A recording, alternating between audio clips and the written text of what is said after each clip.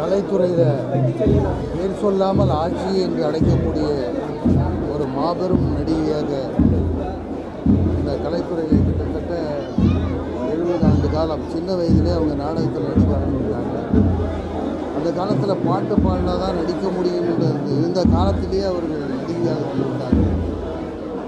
அவர் நல்ல நடிகை மட்டுமல்ல, நல்ல பண்பாளர் என்று சொல்ல வேண்டும். செய்யும் தொழிலே தெய்வம், அந்த திறமைதான் நமது செல்வம் என்று பட்டுக்கோட்டை கல்யாண சுந்தரம் பாடலைப் போல இந்த தொழிலை ஒரு தெய்வமாக மதித்து இரவும் பகலும் உழைத்து கொண்டிருக்கிறார்கள். கிட்டத்தட்ட 1000 படங்களுக்கு மேல் படங்களும் 1000 நாடகங்களுக்கு மேலே நாடகங்களும், அது மட்டும் இல்லாமல் மேடை கச்சேரிகளும் நடத்தி இந்த கலைத்துறையிலே பெரிய சாதனையை படைத்தவர்கள். நடிகர் திலகம் சிவாஜி அவர்கள் நடிப்பின் சக்கரவர்த்தி என்று சொன்னால், நடிகர் திலகம் என்று சொல்லக்கூடிய ஒரு பெருமை அது ஆட்சி அவர்களை சாரும். கிட்டத்தட்ட 50 படங்களில் நான் அவங்களோட நடிச்சிருக்கேன். அது கூட ஹீரோயினெல்லாம் ஆக்ட் பண்ணியிருக்காங்க. நான் ஹீரோ ஆக்ட் பண்ணும்போது அதில் குறிப்பாக சொல்லணும்னு சொன்னால், நாட்டாமை நட்புக்காகலாம் அது பெரிய பெரிய பெரிய ஒரு சிறந்த நடிப்பு குணச்சித்திரத்தில்னு தான் சொல்லணும். அந்த அளவுக்கு இந்த கலைத்துறையை நேசித்து இன்றைக்கி உலக தமிழர்கள் மட்டுமல்ல, இந்தியாவில் இருக்கின்ற அத்தனை மொழி பேசுபவர்களும் தன் குடும்பத்தில் ஒருத்தர் மறைந்தால் எந்த துக்கமோ சோகமோ அந்த அளவுக்கு அவர்கள் இந்தி, கன்னடம், மலையாளம், தெலுங்கு என்ற அத்தனை மொழிகளிலும் நடித்த பெருமை ஆட்சிக்கு உண்டு.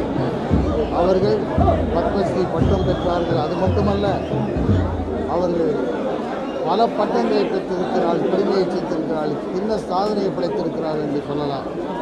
அவர் அண்மையிலே நடித்த படம் சிங்கம் 1 படத்தில் ஷூட்டிங்க்கு நேரடியாக காரைக்குடியில் ஆக்ட் பண்ணாங்களாம். டைரக்டர் ஹரி படத்தில். சிங்கம் 2ல் அவங்களுடைய கதாபாத்திரத்தை இந்த வீட்டில் தான் டைரக்டர் ஹரி ஷூட் பண்ணாங்க. இப்போ சிங்கம் 3 எடுக்கிறாங்க. அந்த சிங்கம் 3லேயும் நான் இருக்கணும், நடிக்கணும்னு சொன்னாங்க. அதே மாதிரி இந்த வீட்டில் என்னுடைய படப்பிடிப்பை எடுத்துக்கிட்டேன்னு டைரக்டர் ஹரிகிட்ட அவங்க சொன்னாங்க.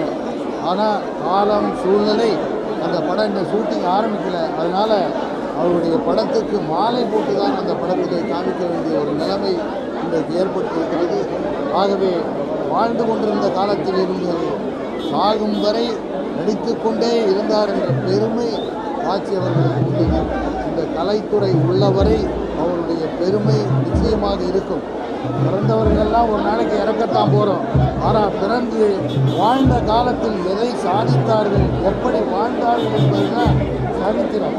அந்த சரித்திரத்திலே ஆட்சி அவர்கள் இந்த கலைத்துறை உள்ளவரை, இந்த உலகம் உள்ளவரை அவருடைய பெருமையும் புகழும் நிலைத்து கொண்டே இருக்கும்.